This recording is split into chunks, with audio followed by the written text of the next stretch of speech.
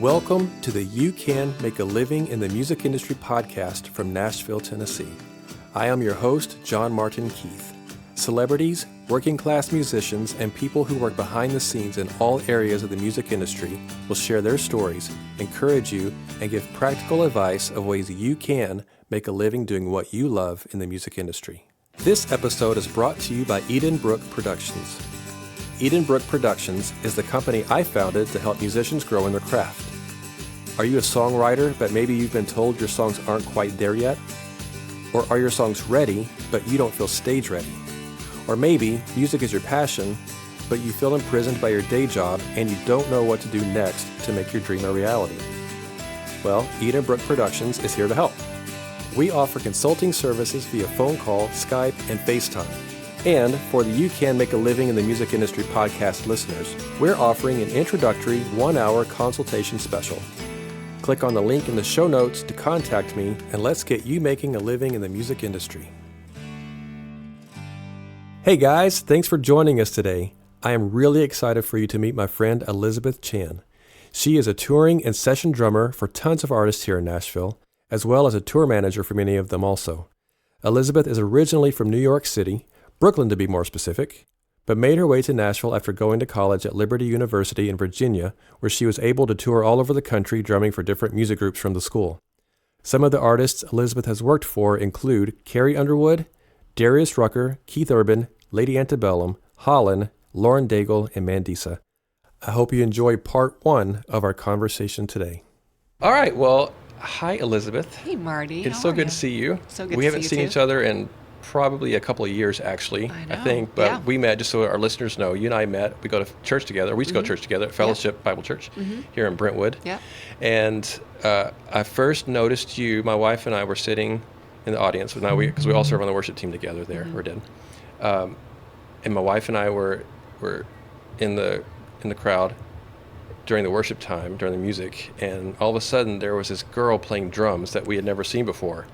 And we're like, dude, check her out. And like, 'cause she's just like so joyful and so animated, and you were just like killing drums, and you had your hand raised, and you were praising God, and you were doing all this crazy cool stuff at the same time. And we're just like, man, that is so cool to see someone that is so joyful. Thank you. When they're worshiping. And that was so much fun. And so then we finally got a chance to know you and play with you. Yeah. And so we've always enjoyed that and building a friendship with you. Thank you so much. Just through that time. So, absolutely. So tell us, I wanted people to know your story, how you got into music, because you're a drummer and a very good one. Thank you. I always tell people you're one of the most fun drummers I've ever watched. Oh, that's a huge compliment. Thank you for that. And you also are a tour manager for different artists. That's right. And so for people that are wanting to kind of get into either of those, parts of the music industry, or maybe both parts, kind of share your story of how you started out. Like, I know you're from Brooklyn. That's right. In New York, and you grew up doing music there. Right. So what kind of got you into music to begin with? Yeah, so my dad actually was a pastor in New York City. And so growing up, I was always around youth group. I was always around church. And that kind of was the start for me, where we got a drum kit that was from the church. It kind of was being passed on and landed in our house. And so I was just one day sitting, in our living room, and I was like, that kind of seems fun. How about I jump on? And for some reason, I just took to it. And eventually, a drummer in our church started giving me lessons. He actually, at the time, he was 17. I was starting out when I was 8 years old, and I thought, oh my gosh, this guy's, a full-grown adult. Like, I'm kind of nervous to ask him for lessons, but at the same time, my parents at the time didn't have enough means to send me to, full lessons in New York City. So I mustered up the courage, and I was like, hey, would you be willing to show me a couple of things? And that 17-year-old kid ended up teaching me for the next 10 years. Wow. How old were you at the time? I was 8 at the time. Okay. And he was taking lessons from a drum teacher that I really admired, and I really wanted to take lessons from that drum teacher, but because we didn't have the means to, he was just like, how about I do my lessons, and then after that, I'll just go ahead and teach you whatever I've learned. And so that was just a really cool thing for the next 10 years, just learning under him, and being able to just kind of take in things that he was either excited about or just different grooves that he was interested in. And so that was 10 years. And then after that, I auditioned for college, ended up getting a full tuition scholarship by the grace of God. And from there, after I graduated, I moved to Nashville. It was kind of one of those things that wasn't necessarily planned out. Honestly, when I was in college, I was thinking, okay, I'm going to graduate, probably work at a church. That was kind of the end goal. And then when I was in my senior year touring with music teams at my college, we were opening up for a band called New Song. I'm not sure if you're I know familiar New with Song. them. I actually Yeah? got to open up for them one time. Oh, really? Back in 1995. Okay, yeah. Years ago. Yeah, absolutely. So Russ Lee from New Song, he pulls me aside and he goes, hey, I know that you're a graduating senior. I'm not sure if you're, thinking of moving to Nashville, but I really would encourage you to consider it. And I told him, I was like, Russ, I'm not that type. I've never seen myself as competitive enough or even, I guess, qualified enough to do it, and so it just wasn't in my brain at all. And I had a couple of friends that had moved from college and done the Nashville thing, and they really got burnt out by it. And so I just told him, I was like, I don't think so. I don't think it's for me, Russ. So that was a Sunday, and then the Wednesday of that same week, we ended up opening for New Song once again, and this time Russ pulls me aside for 45 minutes. He literally was holding up his bus from departing, and he goes, hey, I really, really, really think that you should consider this. So he's talking me through a couple of different options, like, how about you try this, try that. Just think about it. Just pray about it, see whether the Lord is leading you in that direction. So kind of had that tucked in the back of my mind. And 2 days later, we do this youth conference, and a lighting director that was contracted from Nashville to be at that event comes up to me after the event and goes, hey, I know you're a graduating senior. Not sure if you've ever thought of Nashville, but if you are thinking about it, my lease actually ends in August, and I'd love to do a rooming situation with you.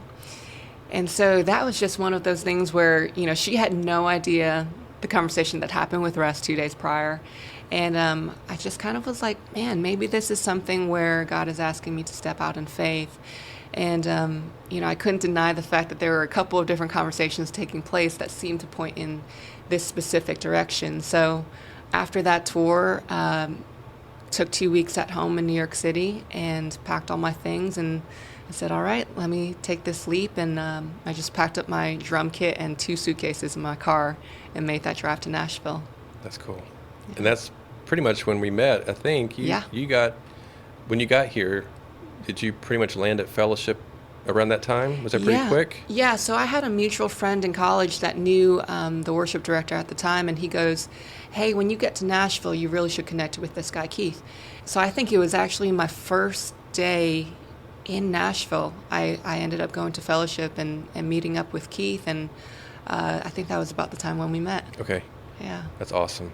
And so, because I remember when we first met, you had said you had just gotten to town. Yeah. And you were just kind of getting your feet wet and trying to figure everything out. And then the next thing I know, you're on, an award show playing for Carrie Underwood. I was like, that's awesome, because I don't think people realize how hard it is to get started. When you come to town, they usually say it's like there's the 5-year rule. It takes 5 years to kind of get cemented in Nashville and be able to get work and start building a name for yourself and a career and all those kinds of things. So the fact that you were able to do it so quickly and start getting opportunities, I thought was really, really cool. Thanks. Yeah. So once you got to town, who was the first artist that you started playing drums for and going out on the road with? Yeah, so Mariah Peters was the first artist that Mariah Peters, worked with. And so when I knew that I was going to make that transition to Nashville, basically what I did was I sent out a bunch of emails to management. I had done, this is a random fact, but when I was in middle school, actually, around 12 or 13, I had written reviews for a lot of companies here in Nashville. I kind of got connected with that through, forums and message boards. I was a huge CCM fan, a huge music fan growing up. And so I just, whatever means that I could to get connected over the internet, I did. And so when I moved, I kind of thought, well, hey, I have some of these contacts already, for either managers or means of getting the contact info for these managers. So I kind of just over the 2 weeks when I was, packing and considering that move to Nashville, I said, how about I know this typically goes straight to junk mail. I know a lot of these people probably get emails from musicians every single day asking for a gig, but I thought it's worth a try, let me just put together a quick website and put together a package that I could send to some managers and just say, hey, I know you have this artist on your roster, and if you're needing someone, I would love to fill that spot, and so that's kind of what I did the first 2 weeks. And it just so happened that one of the managers that I sent an email to, Scott Brickle, he was actually looking for a drummer for his artist, and man, looking back, I'm like, that was only the grace of God, because he even told me when I first moved here, he said, in 25 years of doing this, I have never ever opened up one of those emails. He told me, he said, I tell my assistant immediately delete those. We don't even open them. We don't consider them ever, Wow. But he said, when you sent your email, for some reason, just at that time, I was sitting at my desk and I decided, let me open this. Clicks on it and reads it through and says, I think I should give this girl a chance, And so he had someone else reach out to me, and ironically enough, it actually was the day that I was driving into Nashville. Wow. So I was 4 hours out from getting into Nashville, and I get this call from a 615 number. And I'm like, who could this possibly be? I only know one person moving to Nashville, and that's this person that I'm about to be roommates with, And so I pick up, and it actually was Joel Smallbone from For King Country, and his wife is Mariah Peters. And he goes, hey, we have this gig coming up. Would you be interested in auditioning? And so I'm like, first of all, oh my gosh. First, I'm talking to Joel Smallbone from Right. For King and Country. Absolutely. How does this happen? Absolutely, right. And then the second thought was, I don't even have a space to set up my drum kit. Like, where am I actually going to create an audition video, Oh, yeah. And so I'm scrambling and calling a couple of different people. And actually, Keith, whom I mentioned earlier, he goes, hey, I'm not home at the moment, and this might be really weird, but my roommate is home, and you can totally go up into my studio, record what you need to. I'll just connect you with him. And so I got into Nashville. I convinced this girl that I was rooming with to grab a video camera and help me record this audition video. And I'm knocking on this random stranger's door, and I'm like, hey, can I come in and set up my drum kit to record this That's video? awesome. It was just so pulled together. But at the same time, I mean, I look back on that and I was like, man, it was definitely God's grace that all the pieces came together. Sure. I think it was about a day or two later that I submitted the audition video and got a call saying, hey, we would love to have you, So that first gig that I did was actually with Mariah at Disney World. And so we were doing... And that's how you start your drumming career? Yeah, is at Disney World? At Disney World, which was definitely on the checklist for me. I remember calling my mom and being like, oh my gosh, like I never thought that this would be the case. And this, it's just the beginning, but this seems kind of cool, Yeah. And so that show that we did actually was Disney World, but they also have this conference called CMB during that time. And it's where a bunch of radio reps and different industry folks within CCM come to Orlando and basically showcase a lot of the different acts that are coming up. So when I played that show, there were a lot of different people in the industry that were watching. And that also was part of just something that I was so grateful for, because that show ended up connecting me with a lot of different artists as well, So just within the first couple of weeks that I was in Nashville, it was kind of like one thing led to the other and led to the other. So people from the industry are there. Yeah. And to watch Mariah's concert, or is it what was the purpose of that event? Yeah, so CMB basically is a radio event where a lot of the radio reps come in, and then a lot of the industry folks come in as well, and they're showcasing.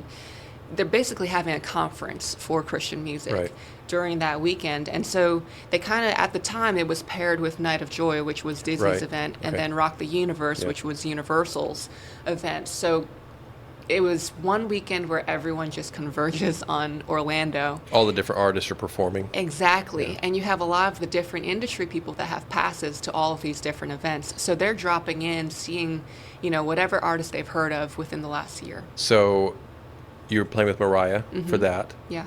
So when industry people are popping in to see who's doing what, are they looking at the musicians thinking, I wonder if that person would be available for this? Is that one of the things that they're looking for? Like, who did you get connected with from that event to say, hey, we want you to come play for so-and-so, another artist here and here and here? Right, yeah. So in particular, it was Blaine Barcus. He's the A&R. I know Blaine Barcus. Yeah, he's such a great guy. Him and his wife, Beth, have been dear friends for many years. But Blaine was Mariah's A&R guy. Okay, at the time, yeah. Yeah, exactly, at the time. And he's still working at Provident. But Right. he had come out to that show. And I don't think necessarily a lot of the industry people are looking for musicians to pair with other artists, but I just ended up meeting him and kind of hitting it off with him. And I actually, after that event, I reached out to him and Beth, and I was like, hey, could I just take you guys to dinner and just get to hear your story? Because, growing up in a Christian home and just being very a big fan of CCM music, I had always been kind of curious as to what an A&R's job was, and that was his role at Provident. And so it was pure curiosity. I was just like, I want to get to know you. I want to get to know what you do. And so after that event, I think maybe a week or two later, we ended up grabbing dinner. And honestly, like, it wasn't even for the purpose of networking, honestly. It was just for the purpose of, hey, like, I want to know your story. Yeah. And I think that was something that was an important lesson to me when I first moved to Nashville. I think a lot of times you hear about networking and you hear a lot about, like, oh, if you're in LA, you've got to be good at networking. If you're in Nashville, your whole thing is, a lot of, this is ironically enough, a lot of people go to churches and they try to network with the musicians that are playing or the worship leaders that are playing. And while there is some value to that, and I think that there's definitely, I'm not trying to down that at all. I think that having good communication skills and good people skills is really important. I think the overarching thing that is even more important than that is being willing to be curious about people's lives, being willing to genuinely want to know more about others. And I think when you start at the base level of being someone who's serving and interested in others, that eventually leads to things and different opportunities that people just want you to be a part of, just because you're someone that, they see can add value to the environment, that can add worth to the different people that you're around. Right. I was actually talking about this very thing with someone just the other day, that the most important thing in what we do in the music business or industry is relationships. It's the exact same thing. Absolutely. It's getting to know someone one-on-one for who they are, Right. and being interested in what they do and the people that they are, not in what can I get from you or what can you do for me, but how can I serve you, for one, how can I help you, and then also how can I just know you and be friends with you. And I think when we do that, that ends up opening up more opportunities for us in the long run, because we're showing interest in people. Because at the end of the day, the people in the industry that we consider high up, or people or bigwigs or whatever, it's like they're people too. Right. They want to be loved and they want to be liked, and they have struggles that they're going through, and they don't want to just get emails and phone calls from people. Hey, what can you do for me? How can you make me the big person in the room or whatever? But if we can show someone love, and especially as believers, as Christians, if we want to be able to affect people in a godly way and reflect Christ to them. So if we can inject that into them and make them feel loved for who they are, that as a natural progression opens up opportunities that we don't even think about at the time. Right. But when the time comes, they're like, I'm looking for, whether it be a drummer or a guitar player or a songwriter or whatever it is, they know that they can trust you because you've built a relationship, so they can trust. Absolutely. As opposed to just someone walking off the street. Totally, yeah. And the thing is that in Nashville and in LA, New York, all these different music meccas, there really is a million people to choose from. Mm-hmm. You know, so and they're all amazing. They're all amazing. Yeah, everyone can do the job. I remember coming in for an audition. I got called in for an audition for an American Idol contestant, and it was basically a cattle call where you have 30 musicians lined up at sound check, and they're bringing in one musician, just kind of like filing through all these different people very quickly. And I thought to myself, as I was standing outside the audition room hearing all these other people going, I was like, every single one of the people that have gotten a call for this audition can play the music. Mm-hmm. Like, we're all, like, I'm listening through the walls, and I'm like, everyone's sounding amazing, you know? But I think the one thing that makes us all different is really the character that we bring to the gig. Sure. You know? That's a good point. Yeah, like, we can all play the music when it comes down to it, and for sure there are things, I'm not diminishing the value of having a good work ethic when it comes to, you know, being on top of your skills and learning the music well. But I think at the end of the day, you know, you spend maybe 45, 60, 75 minutes on a stage, but you spend all that other time during the day with the artist or with the band, with right. the crew. And what people don't often consider is the fact that that time spent with people is just as much a part of your job as the time spent on stage. Mm-hmm. You know, so you have to have some sort of understanding and work ethic of how do I keep myself healthy so that I'm the best person around the different people that I'm traveling with. Right. You know, that's just as much a responsibility that I feel as the music part of it is. Sure. And you're spending all of that time hanging out with people. Mm-hmm.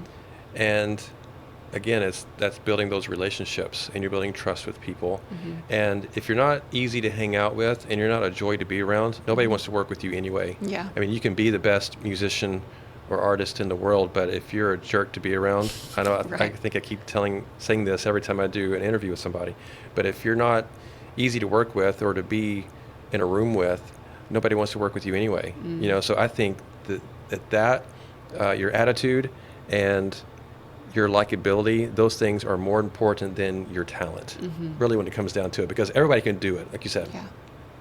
All of us pretty much have the talent to be able to pull off what it is that needs to be done, but you have to be enjoyable to be around, you know. And I think that's one of the great qualities about you, is that people see, when they watch you play, they see the joy in your personality when you play. Especially when you're doing worship music. That's again, that's what I was saying earlier.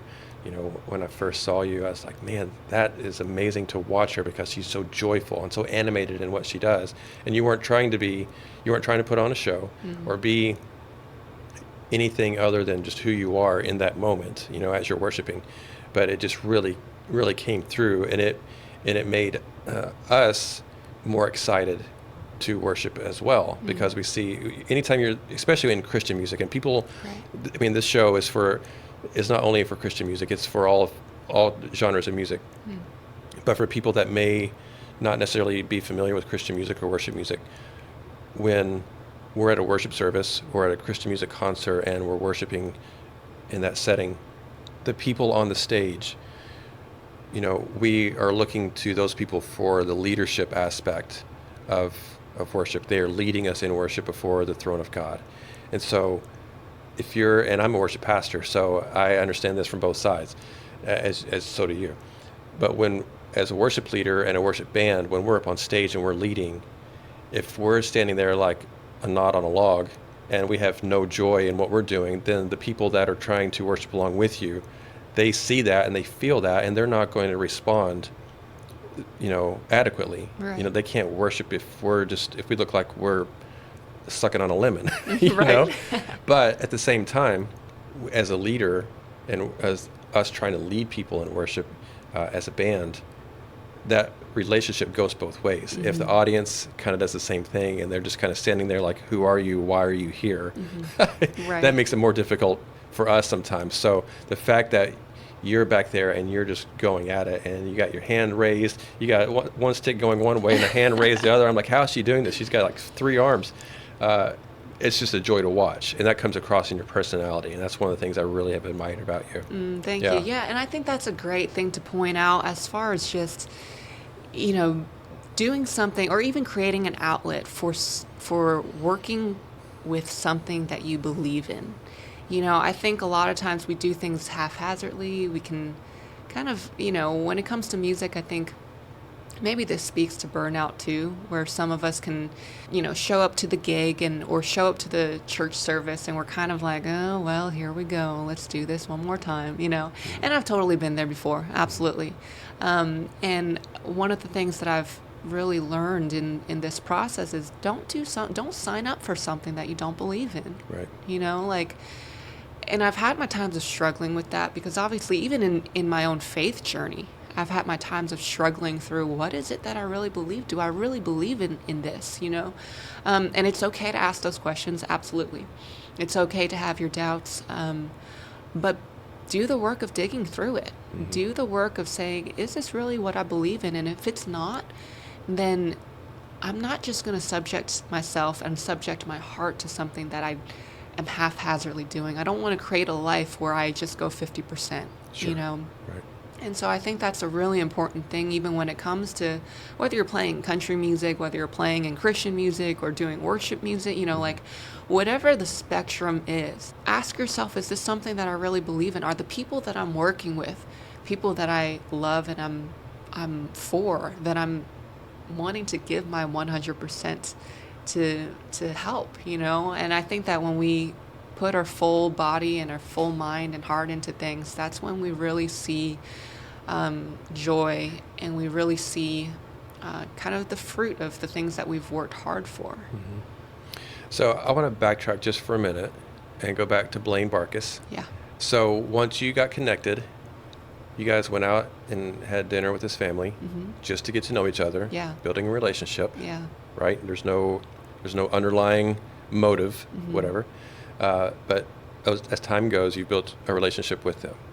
And then you start getting more gigs with other artists besides Mariah. So is that through Blaine? Did he help get some of those gigs? Or because there's multiple ways to get gigs, obviously, right? So what I want to find out is whether it be through Blaine or other avenues, how did you start getting some of the other gigs that you started playing for? Yeah, honestly, it was oftentimes through just working with one artist where either a band member or, an industry person related to that artist would see me play and then reach out to another artist that they had and said, hey, let's bring this girl into this this gig as well. So oftentimes, really, it was just through playing out. Okay. One thing would just lead to another. Yeah. Okay. So you're out playing for Mariah. Another manager or road manager or whoever from a band sees you and says, hey, our drummer's not going to be available. We need to find somebody. Let's reach out to Elizabeth because we've seen what she's doing. We see the work that she's doing. Yeah. We know that she's cool to hang out with. It's a very, very small industry. Absolutely. It's a very small family, and once you get to know people, then if you don't know someone directly, you know them, you're 1 degree off from the next person, right? Right.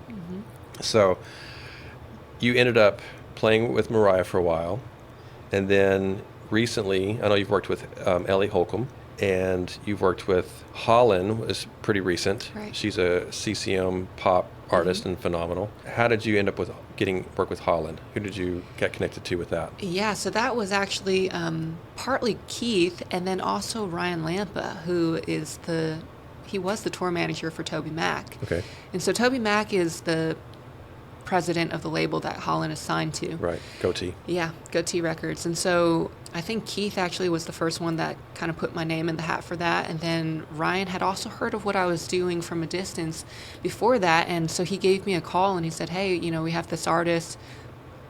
She's playing for the Dove Awards and she's looking for a band. Would you be interested in coming in for this? So Yes, please. yeah, exactly. Sure. Sure, why not? Yeah, and so it just started out at the time as filling in for this one thing. I don't think at the time, she wasn't touring with a band. She was just playing to tracks for a lot of the tours that she was doing with Toby. And so we did that first event, and then right after that, her manager was actually, at the time, Lori Anderson was managing her from True Artist.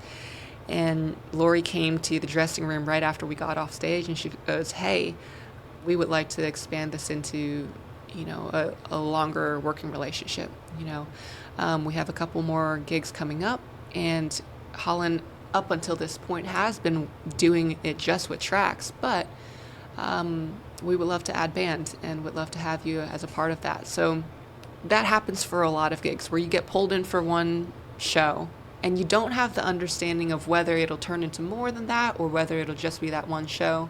But I think that's also a thing to keep in mind. When I get called in for these shows, I'm thinking, okay, I want to do my best, whether it's going to lead to $10,000 more worth of work or whether it's just going to be this one show. Sure. And so doing that performance was really fun.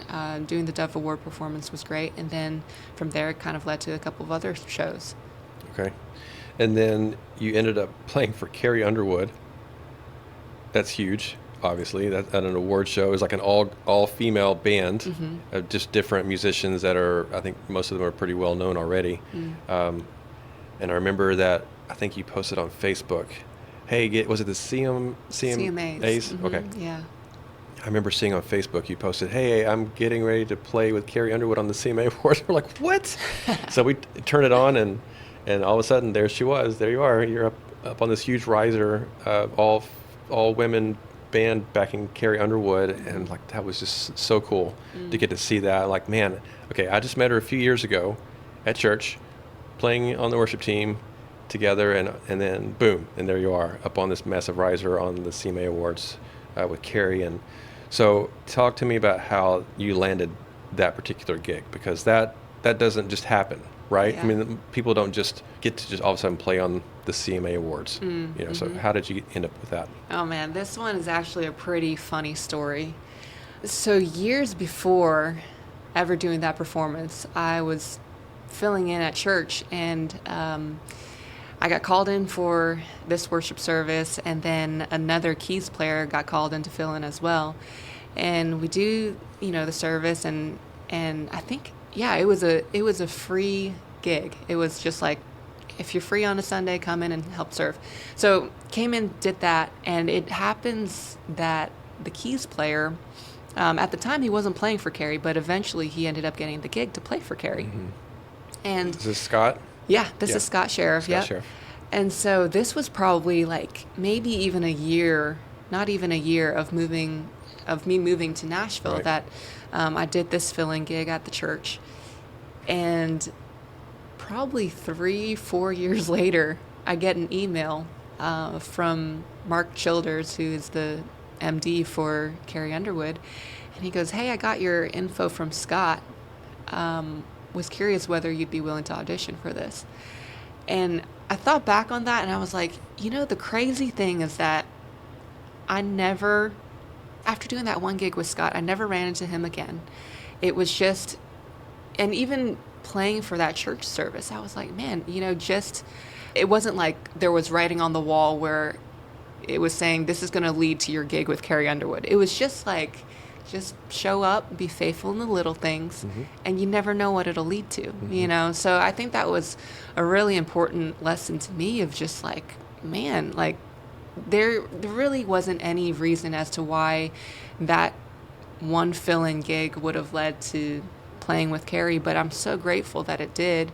And I look back and I'm like, that once again was the grace of God, because it didn't make sense. It wasn't like there was some major industry connection, or I did a couple of things in the country music industry that led up to that. That honestly was the first time that I had ever done anything in country music. It was playing with Carrie Underwood's for the CMA Awards. And that was your introduction into the country music world? Absolutely. Okay, so I know you've played with a few artists since then. Okay. Yeah, absolutely. But that was literally the first thing that I had ever done in country music. And I remember even getting called in for the audition, and Mark, the MD, he goes, what have you done prior to this? And I was thinking he's probably not going to be really familiar with a lot of the CCM artists that I've worked with, but come to find out he had played in CCM for a couple of artists back in the day. Okay. And, you know, as he's kind of also listing off, there was a bass player in the room, and he was listing off a couple of the things that she had been involved in with different country artists. And I remember sitting there thinking, okay, in this moment, Elizabeth, you don't need to fake it. You have grown up in New York City. You're really not familiar with country music at all. And all of these artists that he's listing, you have no idea about. Right. You know, I just remember thinking, just show up as your authentic self. Yep. You know, and I told him when he was asking for my background, I told him, you know, honestly, I didn't grow up listening to country music. I grew up in Brooklyn, New York. And I don't know a ton about this genre, but I'm willing to learn. And so, you know, the first performance doing it with Carrie, it led to a couple of different things in country music. And every single time I've just kind of come in thinking, all right, this is an opportunity to learn. And I'm going to do as much homework as I can. You know, even right now, when I have time off, I fill my time with just listening to the music that I have missed out on since I didn't grow up on country music. And now at this point, country music has been the main genre that I've been working in for the past year or so. Oh, wow. Yeah, so it's kind of shifted from doing CCM to now primarily doing country music. And I love jumping between all different genres. You know, I'll work with some pop artists as well, but at this time I just know that, all right, it's time to study up on something that's a little bit newer to me. So has it been a big learning curve switching from CCM to country? Is it a big change for you? Somewhat. Okay. Yes and no. You know, as far as the industry side of things, they both operate in a very similar way. And even as far as tour managing, I also tour manage for different artists in the country world. Yeah, we'll get to that. I want to get more in depth in that. Yeah, absolutely. So both kind of work in a very similar manner, but there are things musically that I've had to brush up on when it comes to the different grooves that I'm playing. Okay. You know, I think being very intentional in breaking apart the different grooves and just breaking apart the feel has been the most important aspect for me. So yes, it is, at the end of the day, it is very similar. They kind of overlap in certain ways, but there are little intricacies that I have found worth paying attention to. That's great. That's good to know.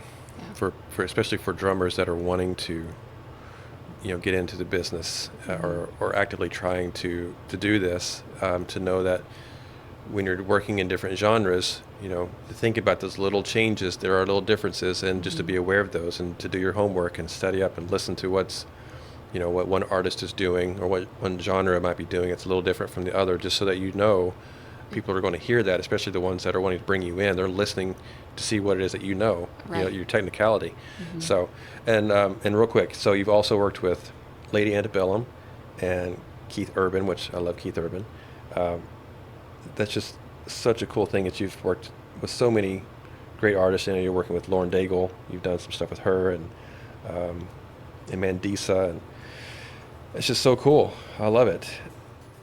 Thank you guys so much for joining us today. I really hope you enjoyed our conversation. Please come back for part 2 of my talk with Elizabeth Chan as we talk more about road managing in the music business. Remember, Edenbrook Music offers consulting services over phone call, Skype, and FaceTime if there's any way that we can help you to make a living in the music industry.